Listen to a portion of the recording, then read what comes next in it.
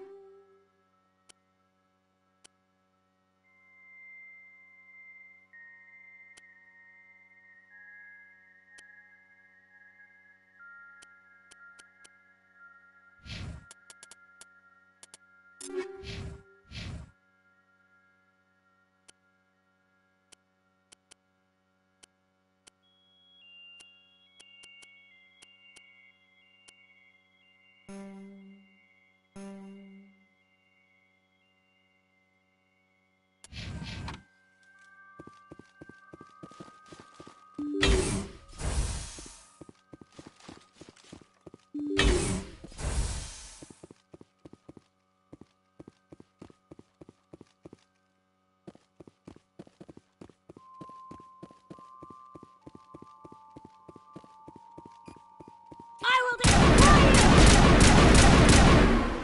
Take him down.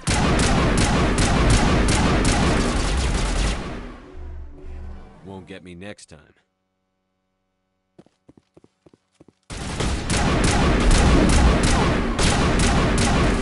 Shield disabled.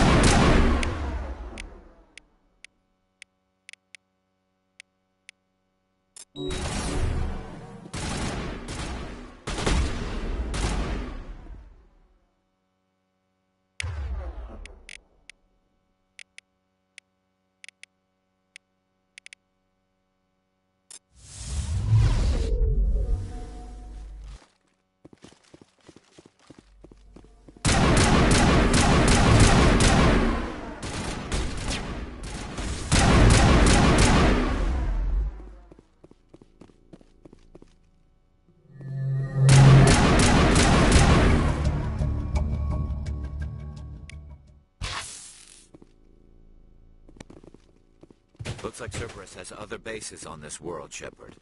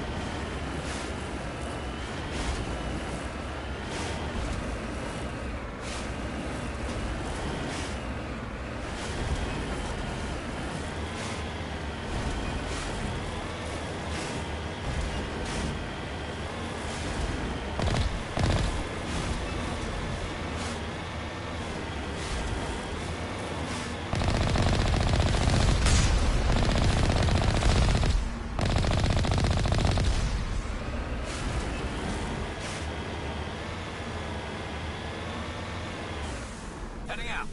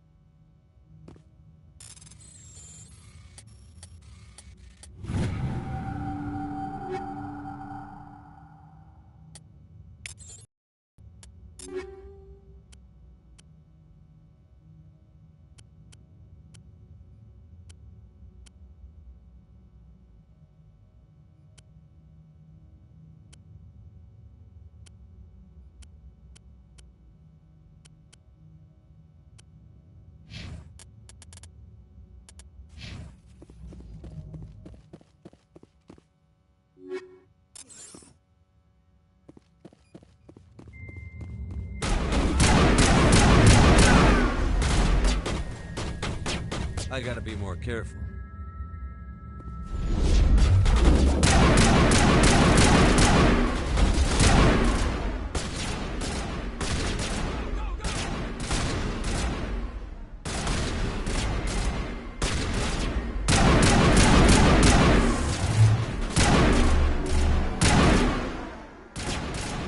Fire in the hole!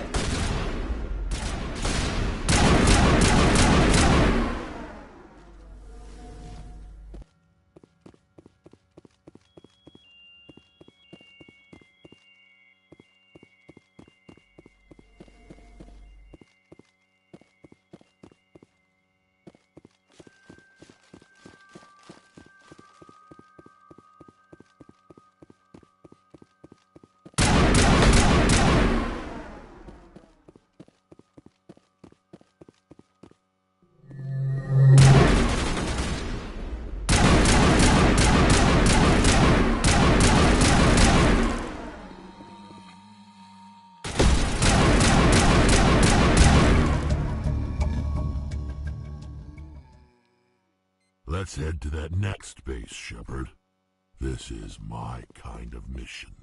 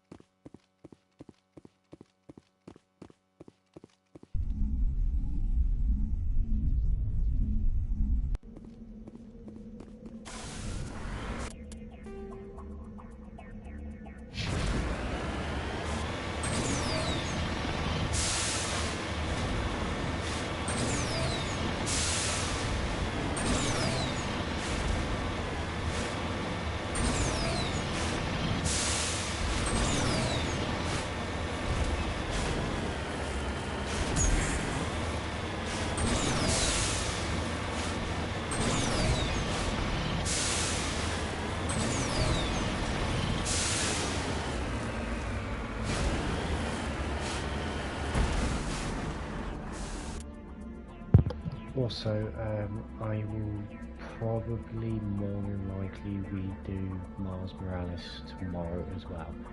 Not only does that series need redoing, it's just to test the Pulse headset.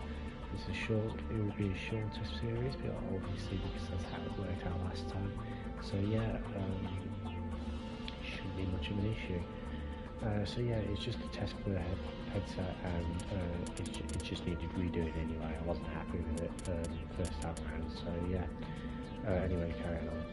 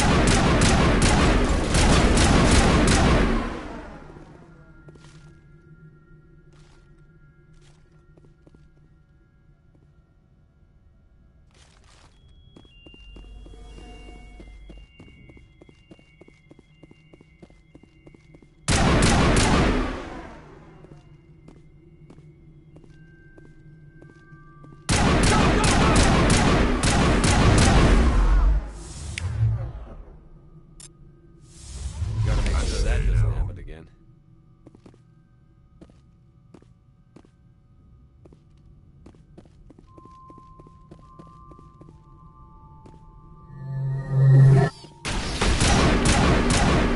Time to get Kahoku some payback. Area secured.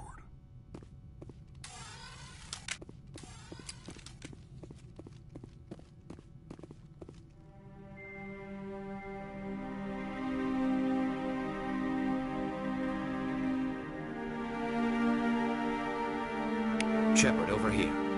It's Kahoku. I guess Cerberus found him after all.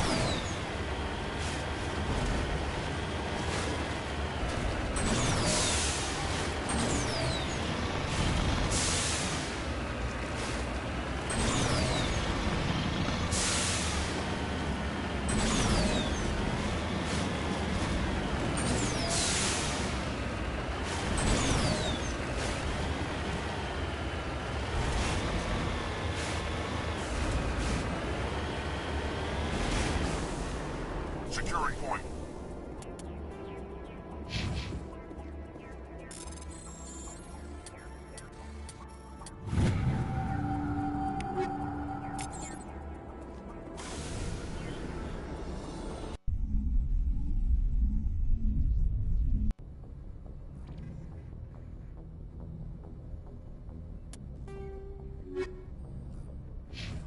Transmission coming in, Commander.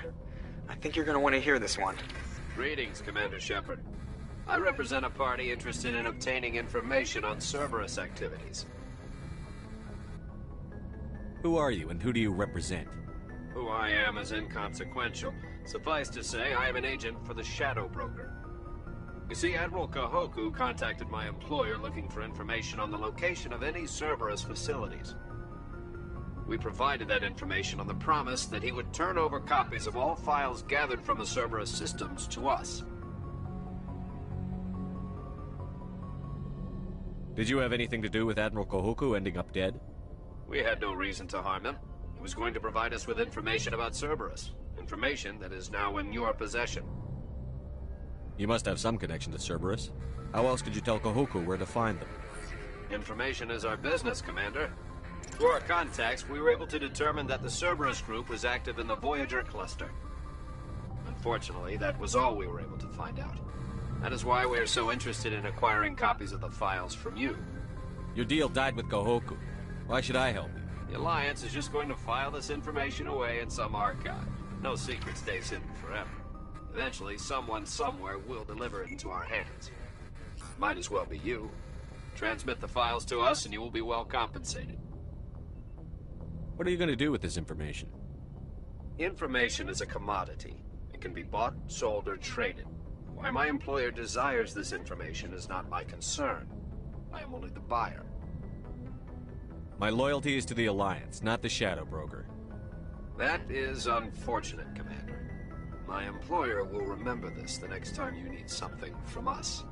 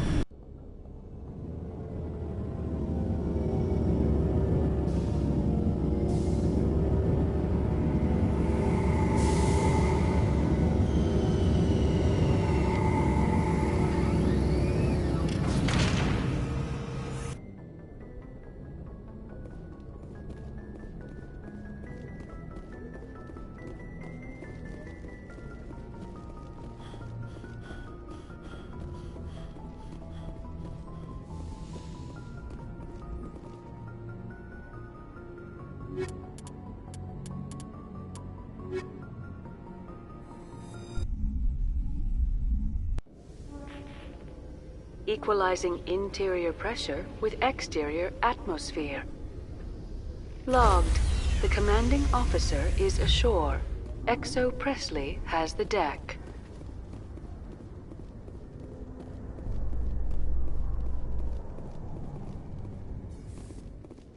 A Solarian excavation team has run into an unexpected problem after unearthing a Prothean dig site. Hanar protesters have blockaded the dig site, claiming that artifacts of the Enkindlers, as the Hanar call them, should not be disturbed. The excavation team has appealed to Hanar representatives on the Citadel to reach a diplomatic solution.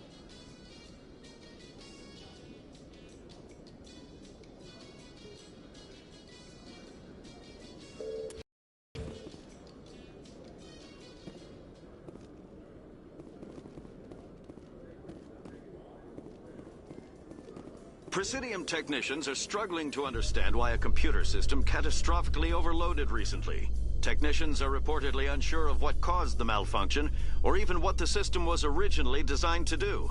CSEC is investigating the possible vandalism or misuse of public property.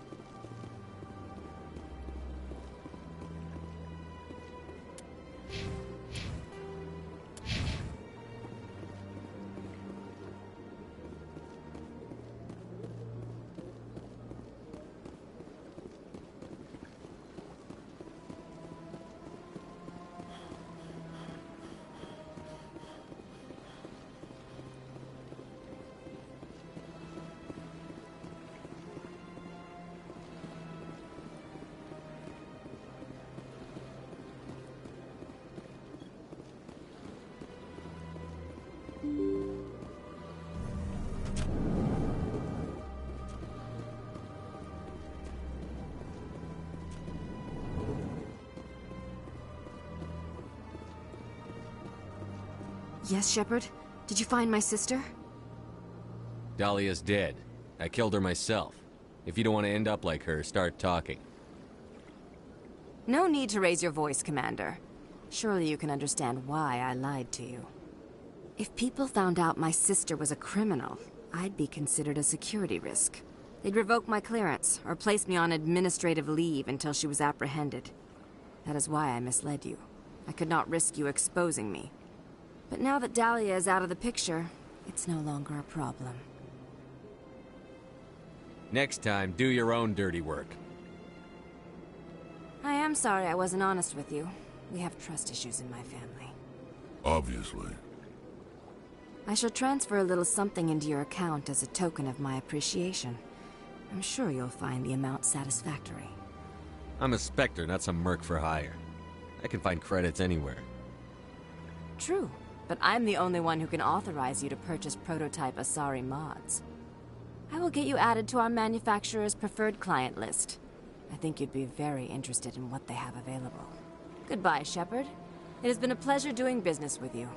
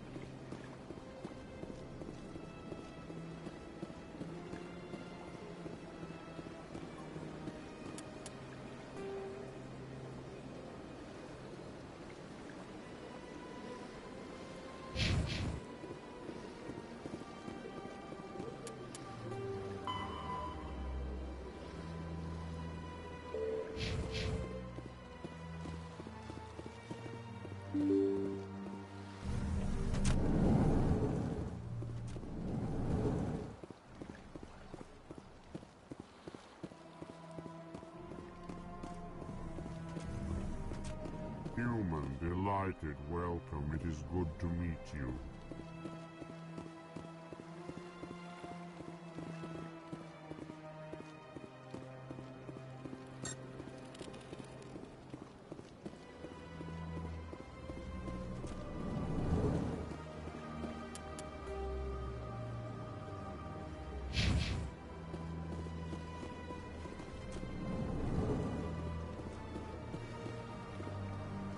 Shepard, what can I do for you now?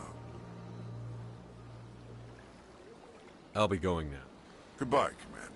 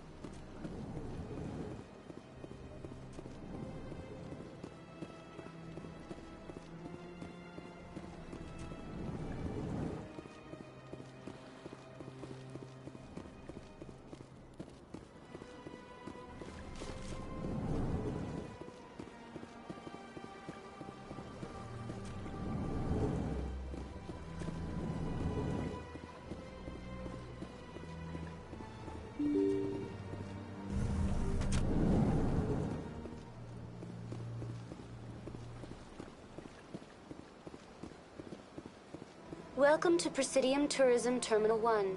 There are many points of interest here, including the Citadel embassies and CSEC headquarters. On the far end of this level, you can see the Citadel Tower, where the Council meets regularly to discuss matters of interstellar importance. I want to know more about Citadel security. Citadel security serves as law enforcement for all regions of the Citadel, though the majority of officers serve in the wards. Executor Palin, a Turian, is the current head of CSEC, but individuals from virtually every species across Citadel space serve as officers beneath him. If you wish to learn more, Executor Palin's office is located in the CSEC headquarters just across the lobby. Goodbye. Goodbye, and thank you for using Avina. Please enjoy your visit to the Citadel.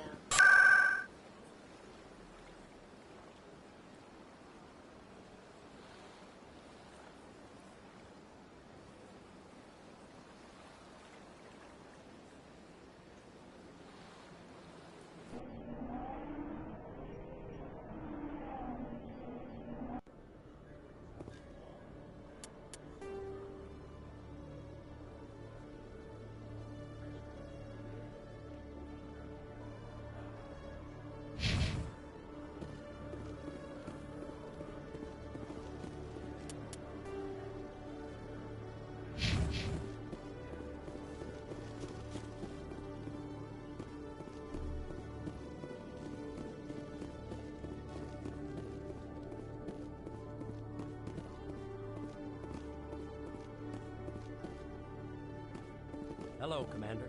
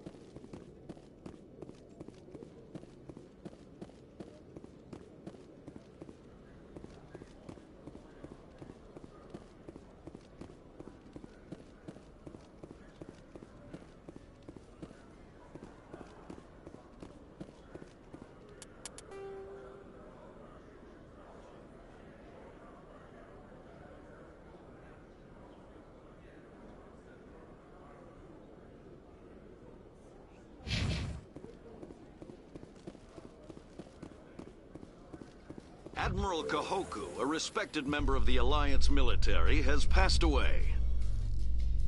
The veteran soldier who won the love of his troops during conflict with the Batarians died of natural causes. Kahoku is survived by his wife and 3 children, who are planning a small private memorial service.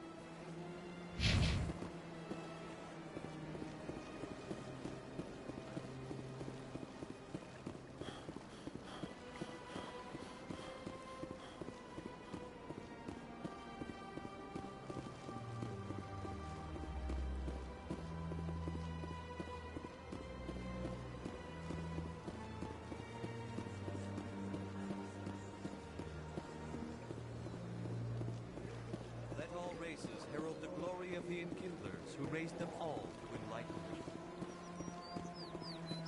Where there was only darkness, he and Kingslers gave light.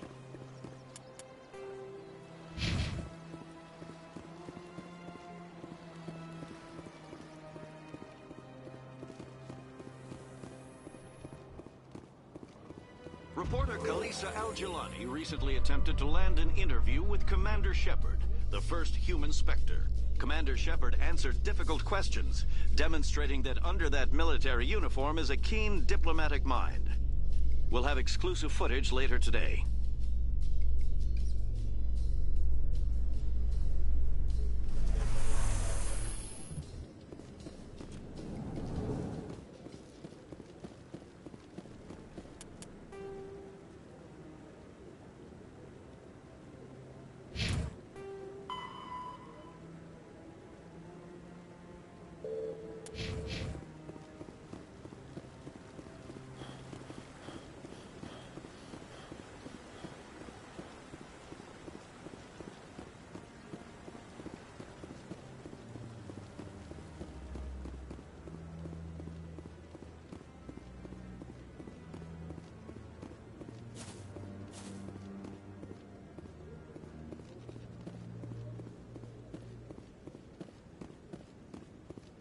I'm already getting readings. This is gonna make a great story.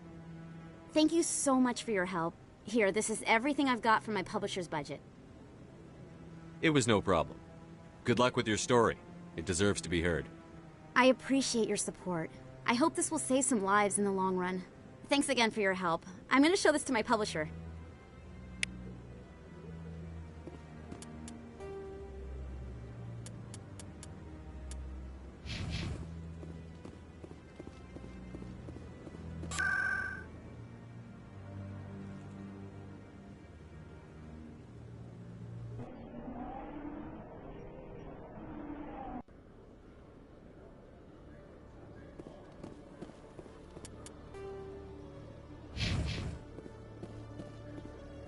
Binary Helix has settled out of court with a Krogan group that had accused the Genetics Corporation of fraud.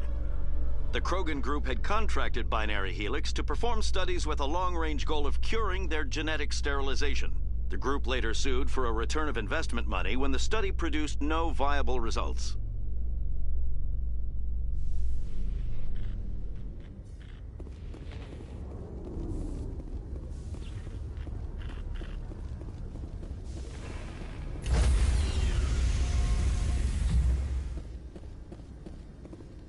Stand by, shore party.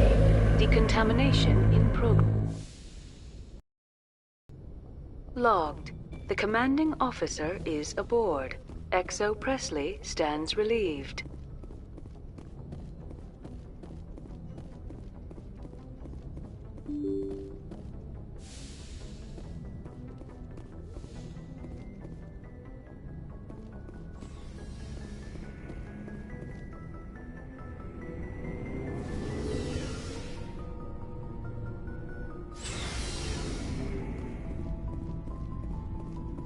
So, we've got Saren on the run. It won't be long now. Saren's good, but I'm better. Good. He's rotten. To the core. I could tell as soon as I met him. Why didn't you tell me this sooner? I would've if I thought it was important. I'll decide what's important. Now tell me how you know Saren.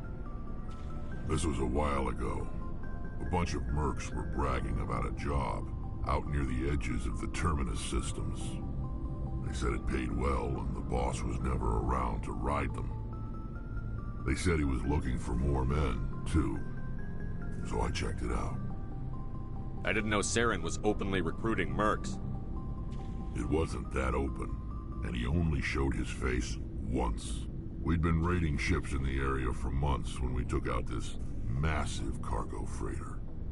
Our biggest haul yet. I was on board checking bodies for valuables, looking for some extra credits. That's when I saw him. What did Saren want with the ship? I don't know what he wanted. He was just moving through the ship. watching. A couple of the mercs called him by name, but he never spoke to them. Never spoke to anyone. I had a really bad feeling about him, so I got the hell out. Didn't even wait to get paid. What kind of cargo was the freighter carrying? What was Saren after? I don't know. All I saw on that ship was food and medical supplies. There were some basic weapons, but nothing big. If there was anything of value on that ship, I didn't see it. That's why I didn't mention it sooner. Whose ship was it? There was a Volus trading vessel. Big one. Lots of guards. But they were no match for us. That's the only time you saw him? Yeah. Didn't even know who he was. Still wouldn't if I hadn't joined up with you. But my instincts were right. Every other merc on that mission turned up dead within a week. Every damn one. Are your people really dying? We're sure not getting any stronger. We're too spread out. None of us are interested in staying in our own system. So long, Rex. Shepard.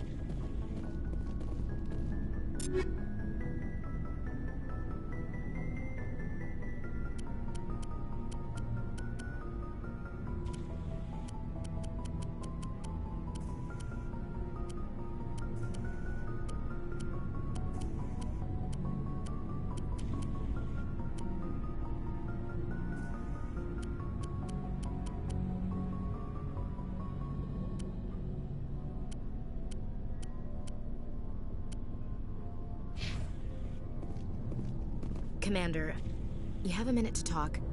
I keep an open door policy. If you have any concerns, lay them on me. All right. I know things are different aboard the Normandy, but I'm concerned about the aliens, Vicarian and Rex. With all due respect, Commander, should they have full access to the ship?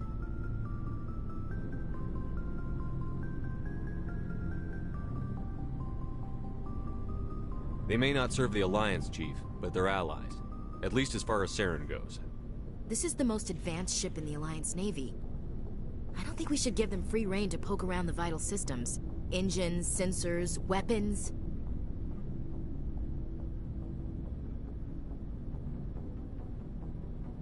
I'm not gonna lock them in the sleeper pods for the whole trip, Williams. I'd be more comfortable if they didn't have access to engineering and the CIC. We, humanity, have to learn to rely on ourselves. How do you get from relying on ourselves to mistreating our allies? I don't mean we should mistreat them, Commander. I just think we should be prepared to go it without them.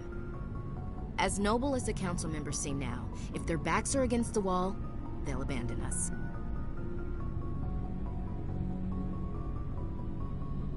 The Council's had a grudge against us since the First Contact War. I don't think it's a grudge. I think it's... Look, if you're fighting a bear and the only way for you to survive is to sick your dog on it and run, you'll do it. As much as you love your dog, it isn't human. It's not racism, not really. Members of their species will always be more important to them than humans are. These seem like deeply held beliefs, Williams. What made you think this way? My family's defended the Alliance since it was founded. My father, grandfather, great-grandmother, they all picked up a rifle and swore the oath of service. I guess we just tend to think of Earth's interests as our own. All right. I can see where your concerns are coming from, Williams. But this is a multilateral mission. You're going to have to work with aliens, like it or not. It won't be a problem, Commander. You say jump, I say how high. You tell me to kiss a Turian, I'll ask which cheek. Would you kiss anyone I ordered you to? That depends, sir. If you ordered me to kiss a superior officer, that would be a violation of the regs concerning fraternization. That would make it an illegal order. I'd be required to decline and relieve you of command. Sir. What's your opinion on the last mission? You mean the Rachni, right? Like I said, the Rachni are dangerous. They proved that 2,000 years ago. I think it was a mistake to let them go. but that wasn't my call to make. It was yours. You know, when we pick up that Asari scientist, we'll have to tell her we killed her mom. That's gonna suck. Just saying, Commander. We'll talk later, Williams. Looking forward to it, sir. Commander, how are you? Why did you want to be a CSEC officer in the first place? That's a good question. There were several reasons, I guess. Like what? Probably the same as most officers. I wanted to fight injustice, wanted to help people. I guess my father had something to do with it too. He was CSEC, one of the best. I grew up hearing about his accomplishments or seeing his picture on the vids after a big arrest. He's taking my resignation pretty hard. He's not impressed that you're going after Saren? My father's a CSEC man to the bone. Do things right or don't do them at all, he says. He thinks I'm being too rash, too impatient. He's worried I'll become just like Saren. He actually talked me out of becoming a Spectre when I was younger, for the same reasons. You were asked to be a Spectre? Well, I was targeted as a possible Spectre candidate. Me and about 1,000 other Turian military recruits. I could have received special training, but my father didn't like it. He despises the Spectres. He hates the idea of someone having unlimited power with no accountability. He wouldn't like you, Commander.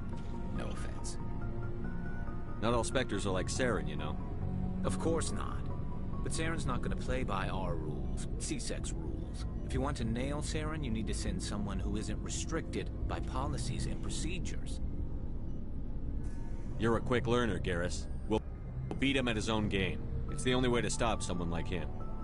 I'm right behind you, Commander. Looking for supplies? Let's see what you've got. You bet, Commander.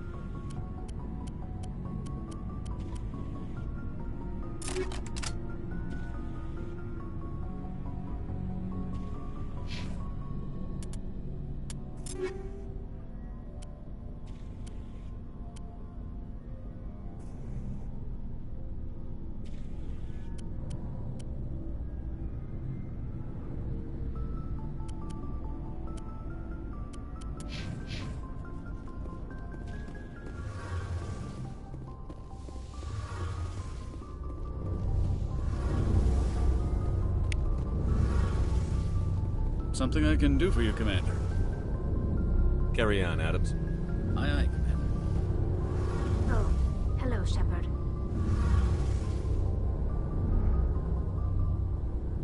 Are you okay? I don't know. Your ship is amazing, and your crew's been really great to me. Especially your chief engineer. But I just sort of feel out of place. The Normandy runs so smooth, it feels like we're not even moving. And the engines are so quiet. How do you sleep at night?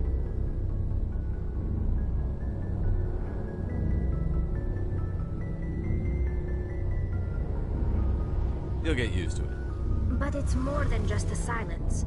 This ship feels so empty. It's like half the crew is missing. Back home, I couldn't wait to go on my pilgrimage. I couldn't wait to get away from the crowds. Now that I'm out here, I kind of miss them. Sounds like the pilgrimage isn't just about finding resources for the fleet. Maybe it's about teaching you to appreciate your people and culture. You're probably right. We Quarians spend our whole lives traveling. But really, we never leave home. The pilgrimage has given me a whole new perspective on our culture. You know, there's always a few who go on their pilgrimages and never return. I always assumed something bad happened to them. But maybe they just wanted a different life. You do plan to return to the migrant fleet, right? I could never abandon my people, Shepard. I will go back eventually. But we have to stop Saren first. Otherwise, I might not have a home to go back to. I should go. See you later.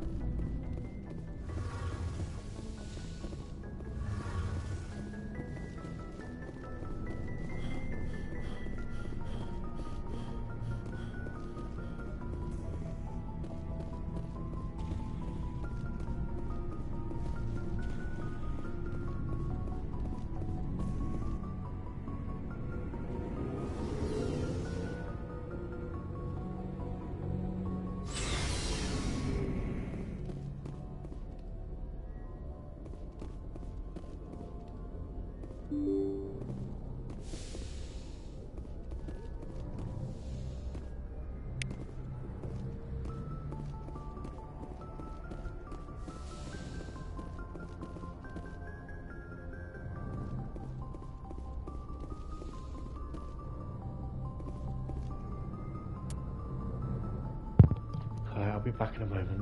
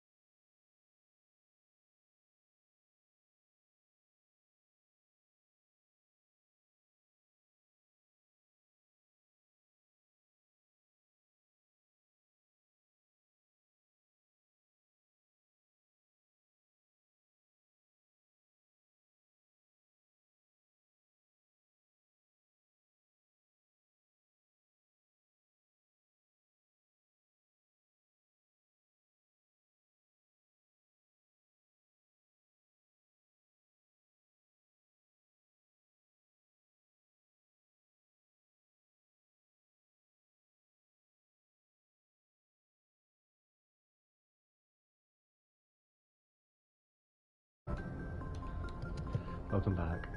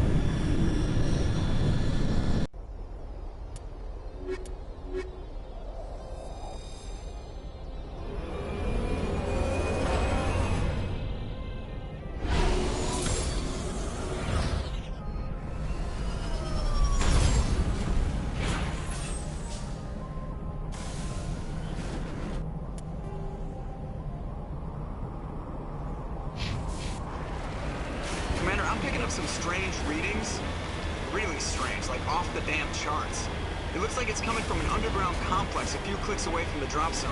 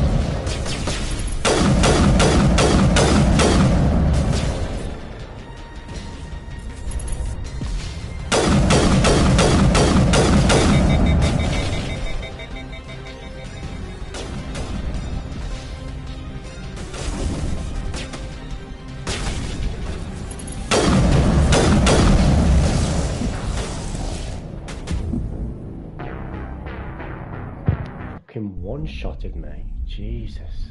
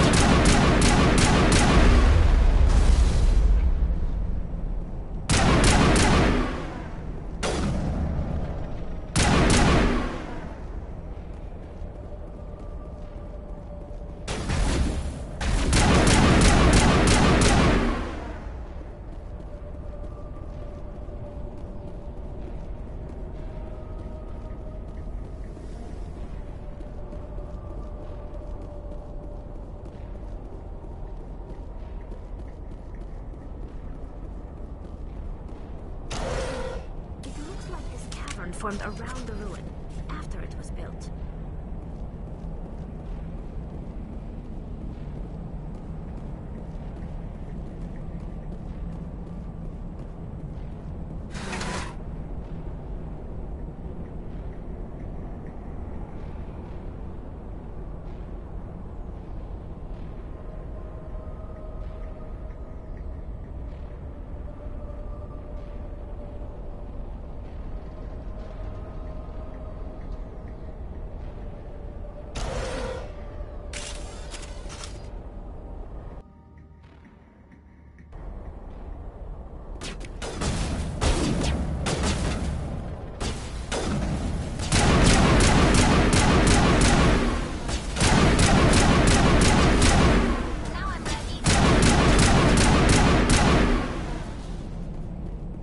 Liara's looking for in here. Most Prothean ruins have dead instrumentation.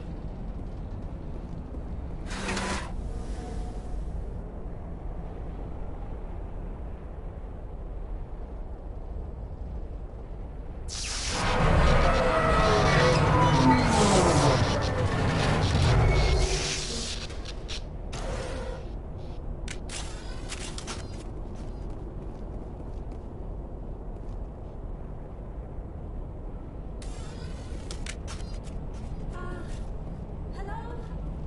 Could somebody help me? Please?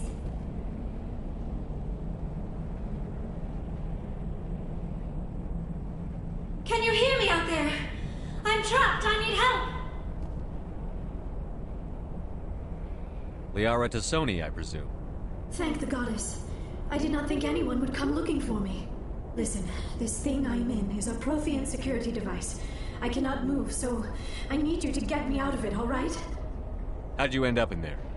I was exploring the ruins when the Geth showed up, so I hid in here. Can you believe that? Geth beyond the veil! I activated the tower's defenses. I knew the barrier curtains would keep them out. When I turned it on, I must have hit something I wasn't supposed to. I was trapped in here. You must get me out, please! We'll find some way to help you. There is a control in here that should deactivate this thing. You'll have to find some way past the barrier curtain. That's the tricky part. The defenses cannot be shut off from the outside. I don't know how you'll get in here. Be careful. There is a Krogan with the Geth. They have been trying different ways to get past the barrier.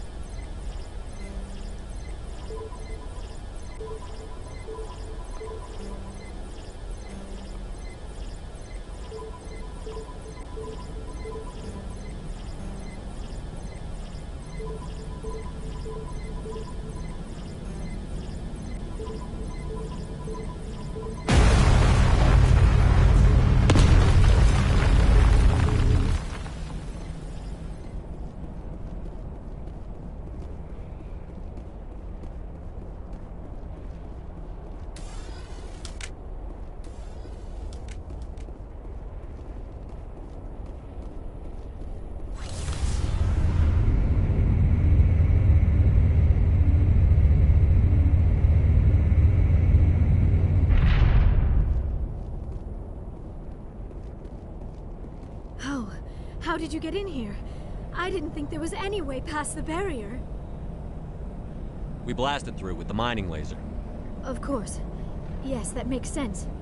Please, get me out of here before more Geth arrive. That button over there should shut down this containment field.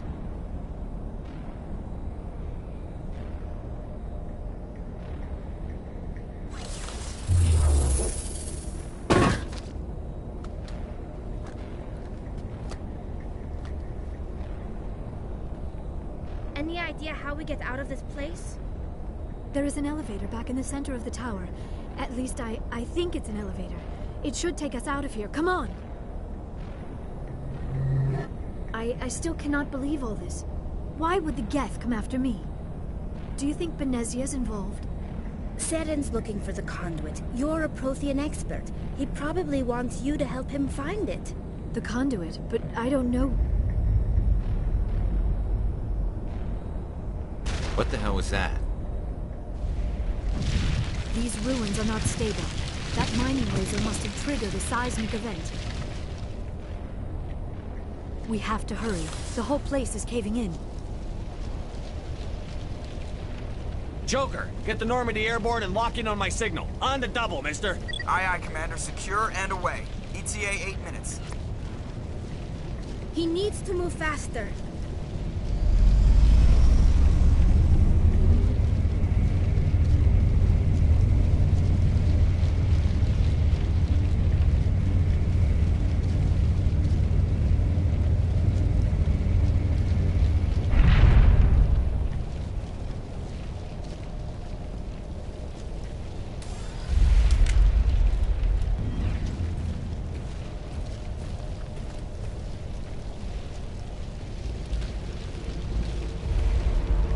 Surrender.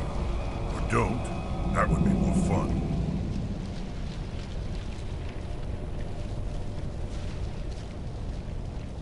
We don't have time to deal with this idiot. Charge! I like your attitude.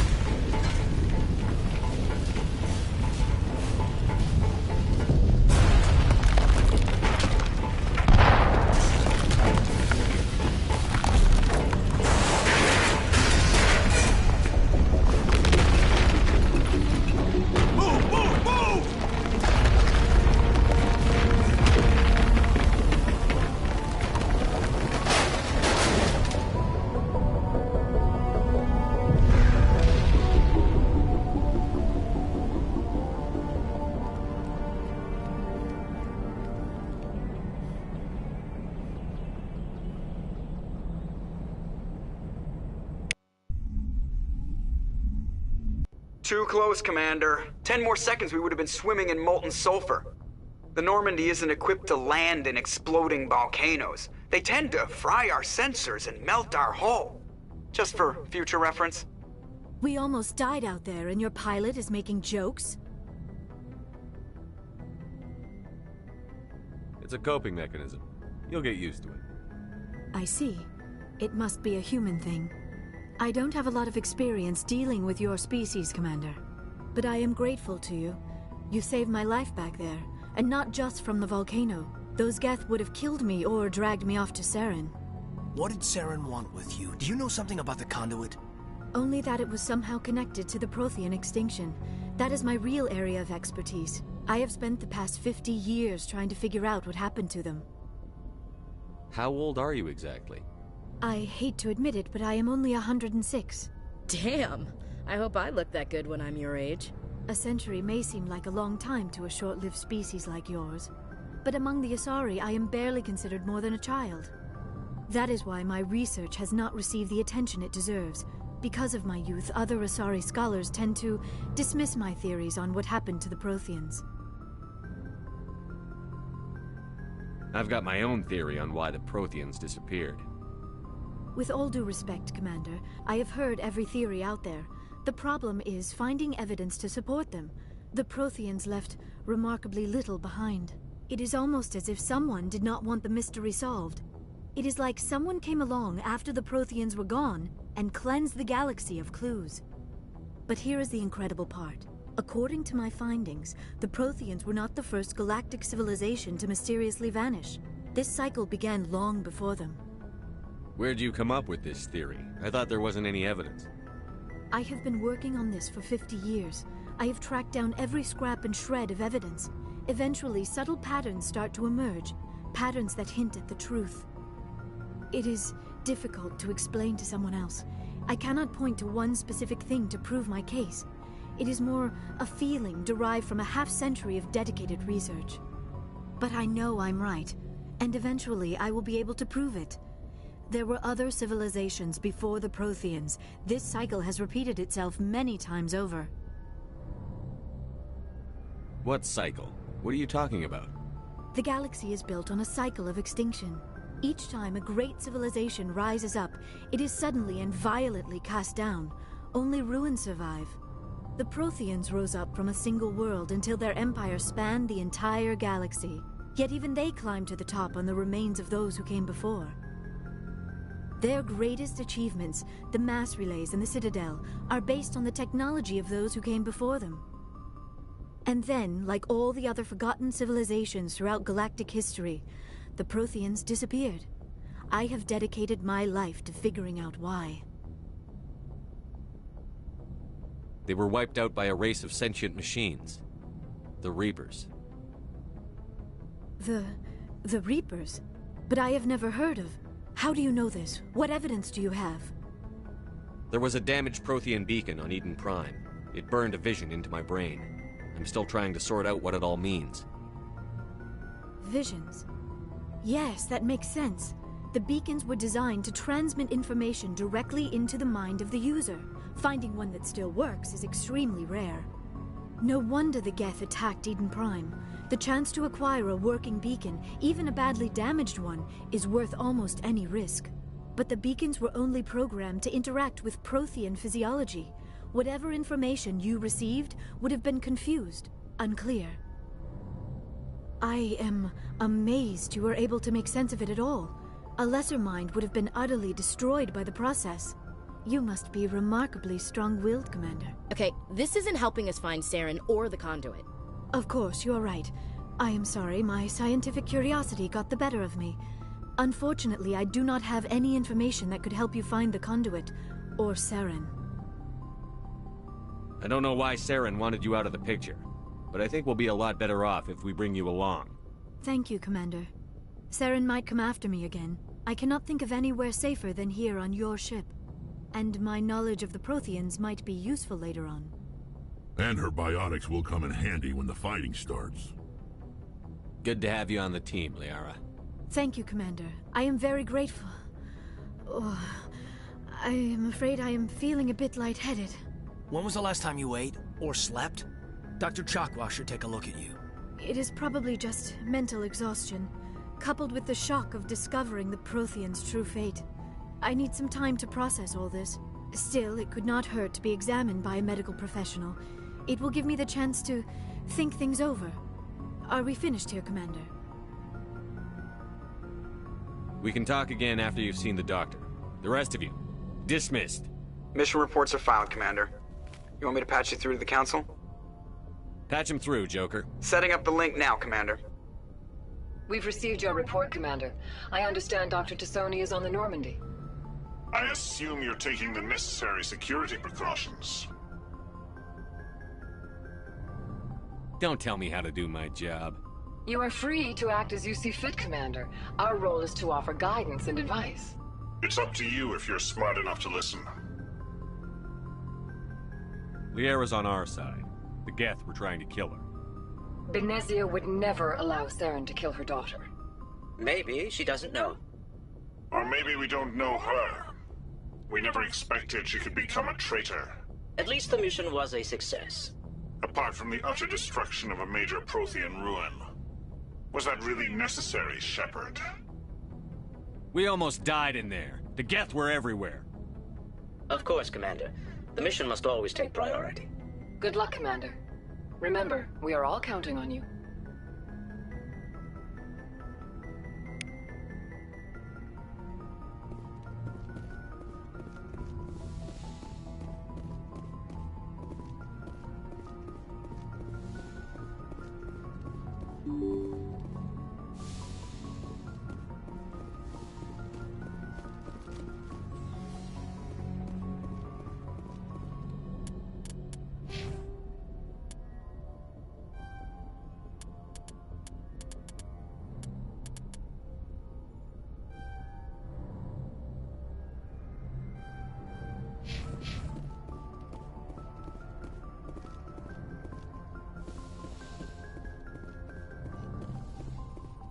Yes, Commander?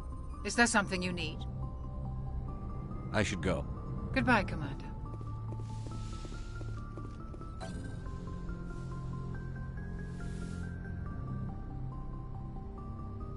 Commander, are you coming to check up on me? You look much better. How are you feeling?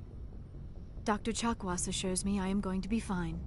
I was impressed with her knowledge of Asari physiology. You're in good hands. Dr. Chakwas knows what she's doing.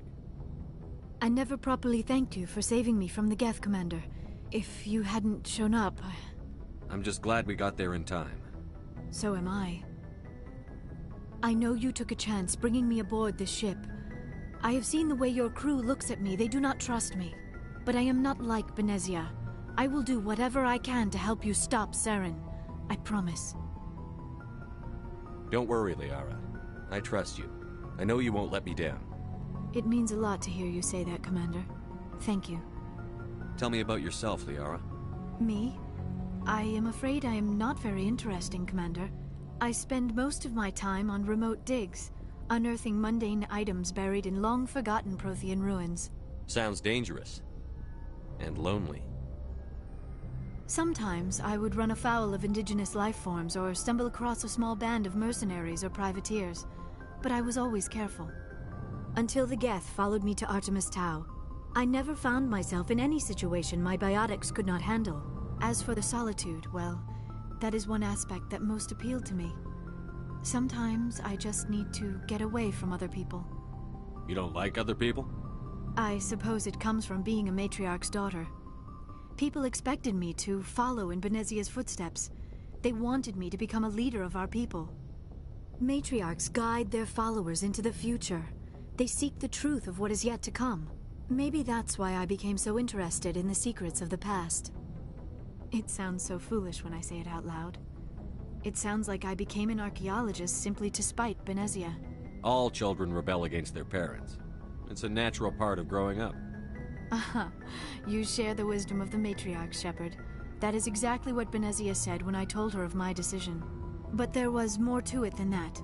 I felt drawn to the past. The Protheans were these wondrous, mysterious figures. I wanted to know everything about them. That is why I find you so fascinating. You were marked by the beacon on Eden Prime. You were touched by working Prothean technology. Sounds like you want to dissect me in a lab somewhere. What? No! I did not mean to insinuate. I never meant to offend you, Shepard. I only meant that you would be an interesting specimen for an in-depth study. No, that's even worse. Calm down, Liara. I was only joking. Joking? Oh, by the goddess, how could I be so dense? You must think I am a complete and utter fool. Now you know why I prefer to spend my time in the field with data disks and computers. I always seem to say something embarrassing around other people. Please, just pretend this conversation never happened. Do you know why Benezia joined up with Saren?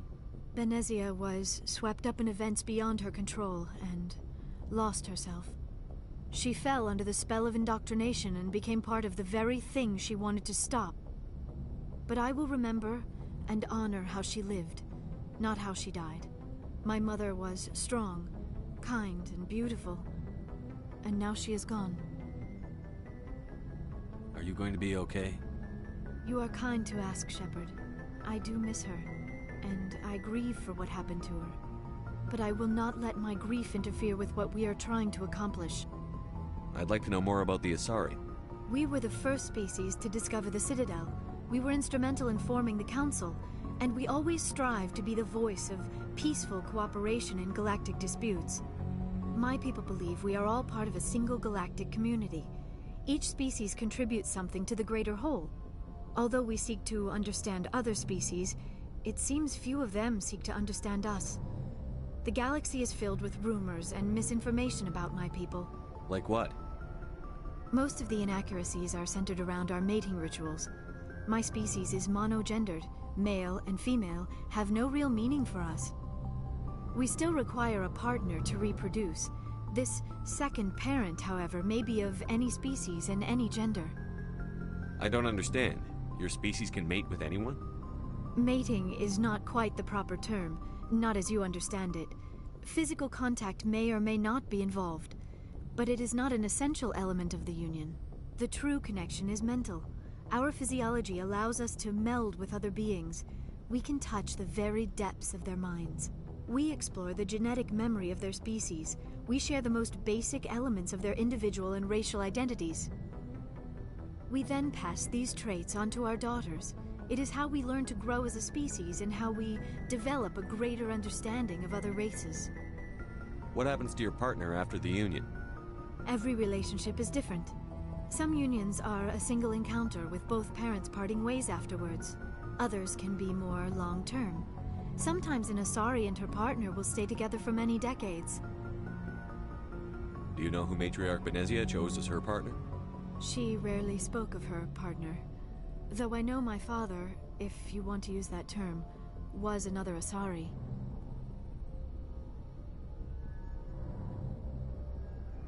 I thought you always needed another species to serve as one of the parents. Think about it, Shepard. If we were not able to mate with our own species, we would have died out long before we ever mastered spaceflight and left our homeworld. Union with our own kind is no longer common, not for the purposes of reproduction. Most Asari believe it weakens our species. Asari daughters inherit racial traits from the father species. If both parents are Asari, then nothing has been gained, or so conventional wisdom would hold. I am what is sometimes called a pureblood. Though no Asari would ever be cruel enough to say the word to my face, it is a great insult among my people. It is possible Benezia's partner was embarrassed by their union. She may have been too ashamed to publicly acknowledge me as her offspring. Maybe she wanted to meet you but couldn't. Something could have happened to her. Maybe she passed away. You might be right. I hope you are. But I have no way to know for sure. Benezia never spoke of her partner. Whatever happened, it caused her too much pain to dwell on it. She raised me by herself, though that is not uncommon. Many Asari raise their children alone, particularly if the father species is short-lived. Often the partner will pass on long before the child reaches maturity. You Asari live for 1,000 years. What happens when your partner dies? Few sapient species live as long as my kind. We have learned to take a philosophical approach to our unions. We do not focus on the inevitable loss of our partners. Instead, we enjoy the time we spend with them. And even after they're gone, a part of them lives on in us. The union is a connection that transcends both time and space.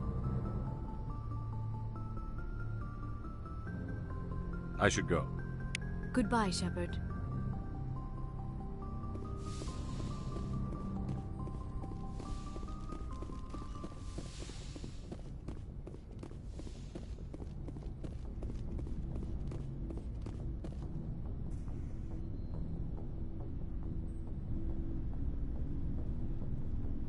Anything you need, Commander?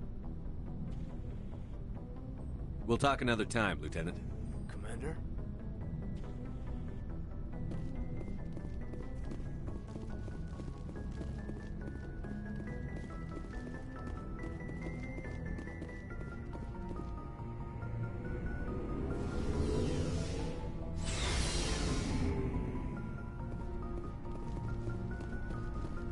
Commander, good to see you. You've been with CSEC a while. Have you seen much action?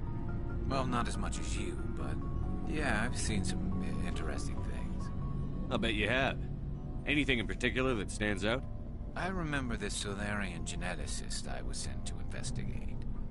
That case was a bit disturbing. What happened?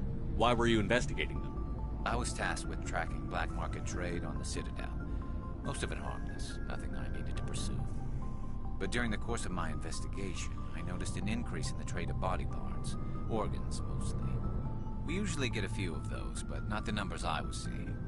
We weren't sure if there was a new black market lab or if some freak was harvesting organs from citizens. You've seen this before on the Citadel? Every so often, some lab sells unwanted parts through the black market, but they're not as bad as the psychos. I remember this one L-Corps diplomat we caught in my first year on the job. He was hacking people up and selling their organs, had the station in a bit of a panic. But this case wasn't that clear-cut. Turns out there was more going on than we first realized. So how did you figure out what was happening? First, we got a hold of a sample and ran DNA tests. The weird thing was, the match led us to a Turian who was still alive and was very convinced he'd never lost his liver. After a bit of digging, I discovered this Turian worked briefly for Dr. Salion, the geneticist. So I went to his lab hoping to find evidence of cloned organ development, but there was nothing. No Salarian hearts, no Turian livers, not one Krogan testicle. You're kidding, right? Why would anyone want Krogan testicles? Some Krogan believe that testicle transplants can increase their virility, counteract the effects of the genophage. It doesn't work, but that doesn't stop them from buying. They'll pay up to 10,000 credits each. That's 40,000 for a full set. Somebody's making a killing out there. What did you do about the geneticist? I brought in some of his employees for interrogation to see if I could get them to talk. While I was interviewing one of them, I came across something suspicious. Good thinking. Blackies are always easier to scare. Exactly. Though in this case it paid off in a different way. One of my detainees started bleeding profusely during the interview. We offered to patch him up and he got frantic, freaked out. I ordered a full exam to find out what was going on. Our medics found incisions all over his body, some of them fresh. That was our big break. These people weren't just Dr. Salion's employees. They were test tubes. Walking, living test tubes. He was growing parts inside these people? Exactly. He cloned their organs right inside their own bodies. Then he harvested them and sold them off. Most of the victims were poor. He'd pay them each a small percentage of the sales, but only if the organs were good. Sometimes an organ wouldn't grow properly, so he'd just leave it in them. Most of them were a mess, but only on the inside, hidden so nobody could see it.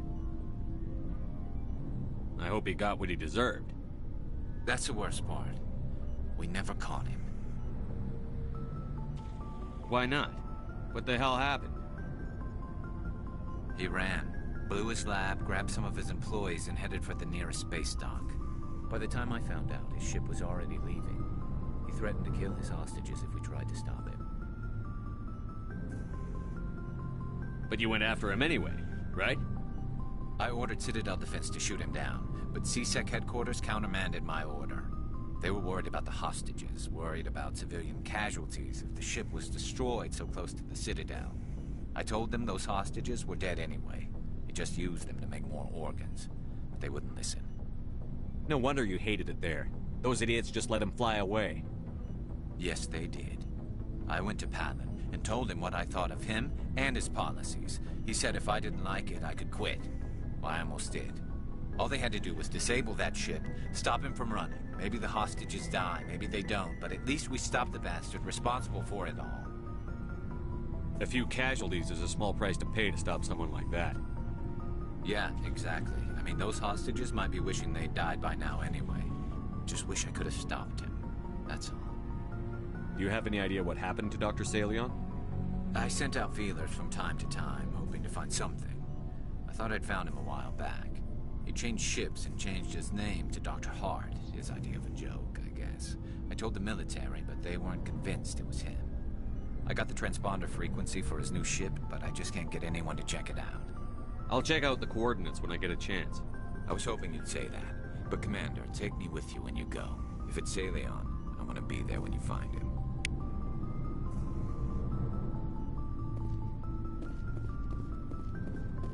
Oh, before I go, you said you're serving with Commander Shepard now? We saw him on the news here. He's cute. Later, sis. Tell me you didn't hear that. Your sister, I assume? Until I get home and kill her.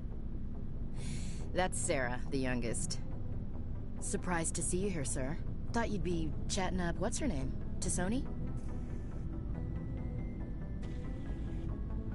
Liara? Why would you think that? Scuttlebutt says you got a bit of a thing for her. I could understand why. The crew's off limits with the regs against fraternization. And at least she looks like a woman. You think I'm interested in Liara because she's the only one I'm allowed to date?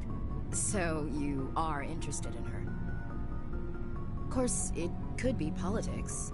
Alien diplomat's daughter, us under orders to make nice with the bug-eyed monsters. What's up? You didn't come by to eavesdrop on family mail.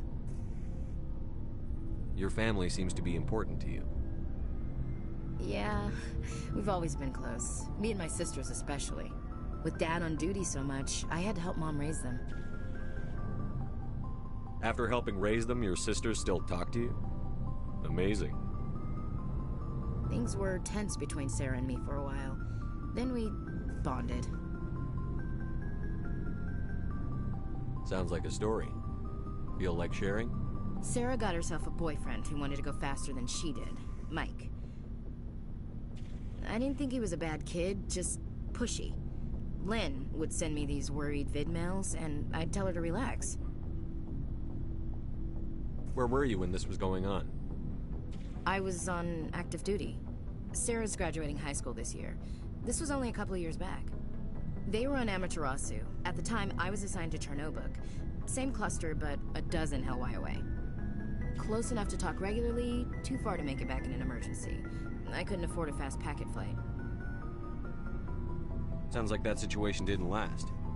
Mike thought they'd go for a romantic walk in the woods, because he figured it was past time they did the deed. She levered Mike face first into a tree and left. Didn't have a scratch on her. Good thing Mom and Dad had us all learn some kind of self-defense. I took emergency leave and walked Sarah to school for a few days. Why didn't you tell the police? She said it wouldn't solve the real problem, and she and Mike would both become household names. It was a small colony. I said it was her call to make, that we should let her do it her way. Mom was pretty pissed about that. You said all of your sisters learned self-defense? Lynn did pistol practice, but didn't like it. She's kind of nervous. Sarah took Aikido. Abby decided to learn the sword. She always was a little weird. Likes big skirts and tops you have to tie her into. They do great things to her figure, though. So, what did you learn? One of Dad's friends taught me Marine hand-to-hand.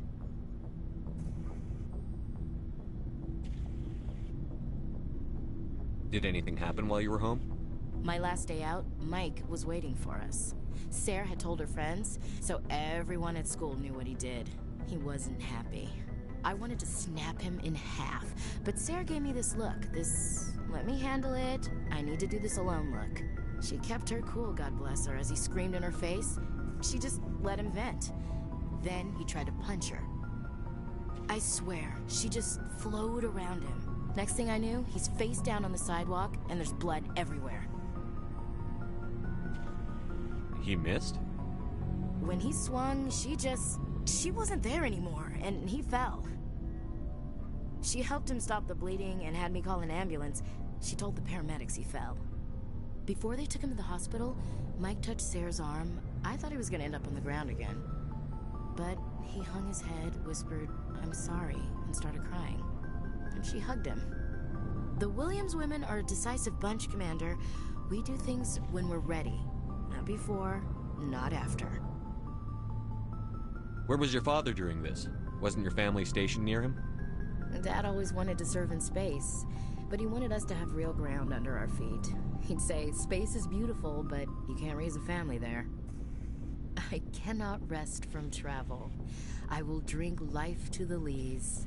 All times I have enjoyed greatly, have suffered greatly, both with those that loved me and alone. For always roaming with a hungry heart, much have I seen and known, cities of men and manners, climates, councils, governments.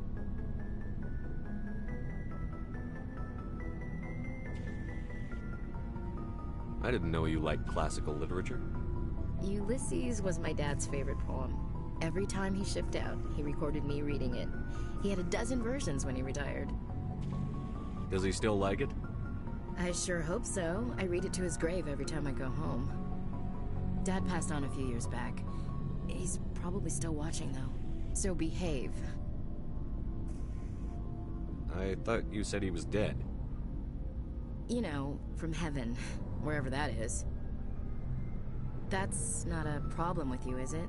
That I believe in God? Your beliefs are your business. I'm your commanding officer, not your moral compass. Just my commanding officer, huh? We'll have to see about that. What are you saying, Williams? Me? I'm not saying anything, Skipper. I should get back to my duties. Didn't mean to take up so much of your time. What's your opinion on the last mission? Not sure I buy Dr. Tassoni's story about her and her mom not talking. They're family, right? I think she's being straight with us. Or at least, I don't think she lies very often. Yeah, she's probably really bad at it. Hey, want me to ask her about her sex life? Might be illuminating. I don't think she's used to teasing. Good-natured or otherwise. Aw, no fun, Skipper. Too bad those ruins got destroyed. I mean, they lasted thousands of years. That's impressive. We'll talk later, Williams. Looking forward to it, Skipper. What do you want, Shepard? Why did you become a mercenary? Lots of reasons. Such as? Such as, I needed to get out of our system. I needed to eat. I needed to survive. Why not stay and help your people? I tried to help. That's why I had to leave. What happened? I was betrayed. I was head of a small tribe. We were trying to restore order after the war, but the other tribes were against us. They followed Jared, one of the few warlords who survived the war with the Turians. But he was old, and so were his ideas. He wanted to continue the war. He wanted us to fight. Turians, Solarians, each other. It didn't matter who, as long as we were fighting. What did you want? I just wanted Jared to shut up. To stop his ranting. I wanted him to stop leading the tribes astray. But he couldn't understand how much things had changed. We didn't have the numbers to go to war. Even if we did, the genophage made sure we couldn't replenish our numbers fast enough. I told them all to forget about war. We needed to focus on breeding, at least for one generation. And for a while, we were getting through. Some of the tribes started coming around. I take it the warlord didn't appreciate that. No, he didn't. He arranged a crush with the tribes. A meeting on neutral ground. He wanted to talk. We met at the Hollows, near the graves of our ancestors. The skulls of our dead laid bare to remind us where we come from, and where we all go. It's as sacred as any Krogan place can be. Violence is forbidden. It sounds like a trap to me. You must have suspected as much. I did. But when your father invites you to a crush, well, there are some laws that even we hold sacred. Jared was your father? He was. Until that day. We talked, but we didn't get anywhere. When it was clear that I wouldn't join him, he gave the signal. His men leapt from the graves of our ancestors like Krogan undead. The few that were loyal to me died quickly. I escaped with my life, but not before I sank my dagger deep into my father's chest. That is why I left, and that's why I'll never go back. You must have family other than your father. Don't you miss them? You trying to make me cry, Shepard? I've got some unfinished business with my family, but that's all. What kind of business? Before I left, I made an oath to my father's father.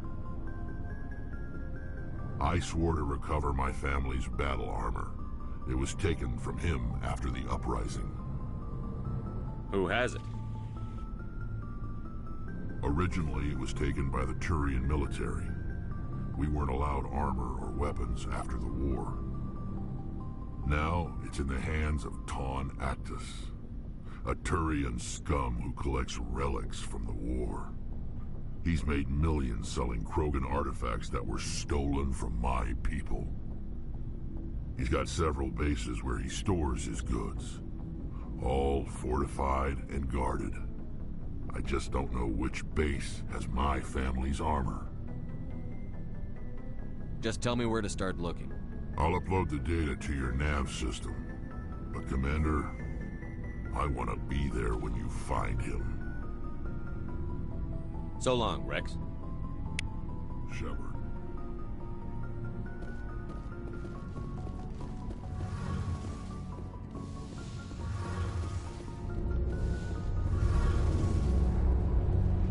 Shepard, I'm glad you're here.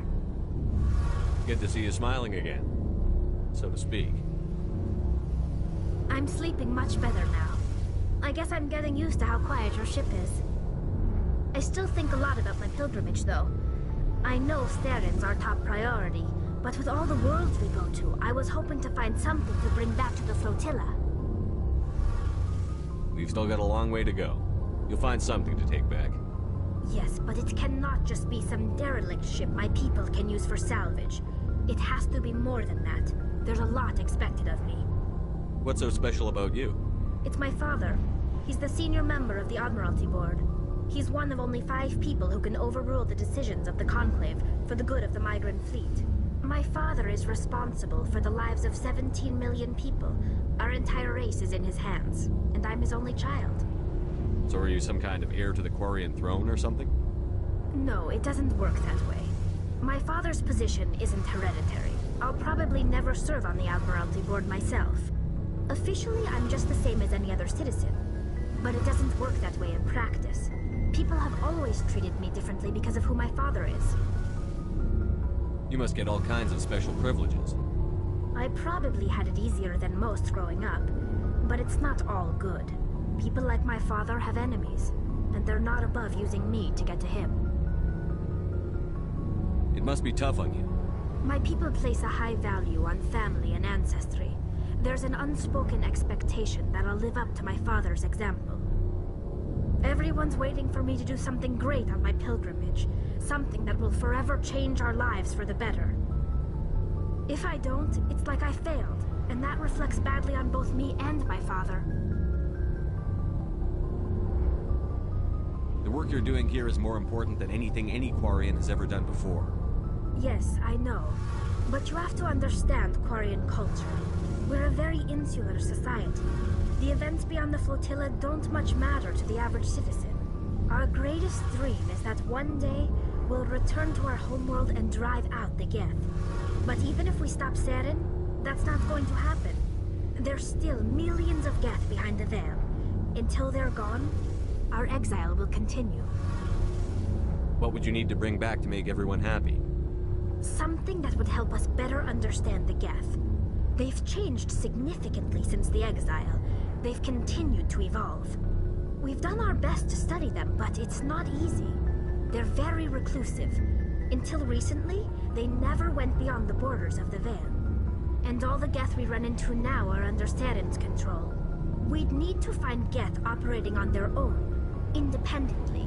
But I don't want this to get in the way of our mission, Shepard. First, we stop Saren. Then I'll worry about my own problems. What was your father like?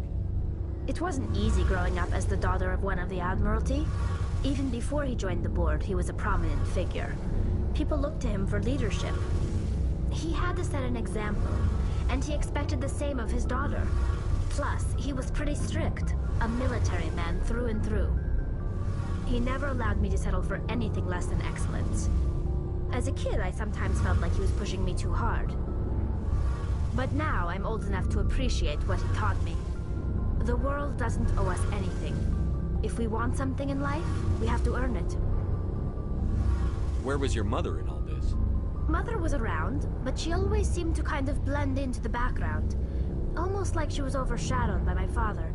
He tends to do that to people. She passed on about 5 years ago. Some airborne virus that swept through the fleet. Happens sometimes when the filters start to break down. I think my father took it pretty hard. After she was gone, he became even more focused on his work. I think that was his way of dealing with the grief. Sounds like a tough upbringing. You don't resent your father at all? Like I said, it wasn't easy. My father's not the kind of person you bond with, and he wasn't around all that much. Too busy. People counted on him, and he took his duties seriously. Even when he was around, he always seemed a bit distant, like his mind was always somewhere else. Come to think of it, I can't ever remember seeing him smile. Not once. It's like he was always weighed down by all that responsibility. I mean, I know he cares about me, but he never really showed it, not in the usual way. I guess the best thing I can say about my father is that I respect him. I want to talk about something else. Like what? I want to know more about the Geth. I doubt I can tell you anything you don't know. All I know is the story of their origins. What they were when we created them. Like what? See you later.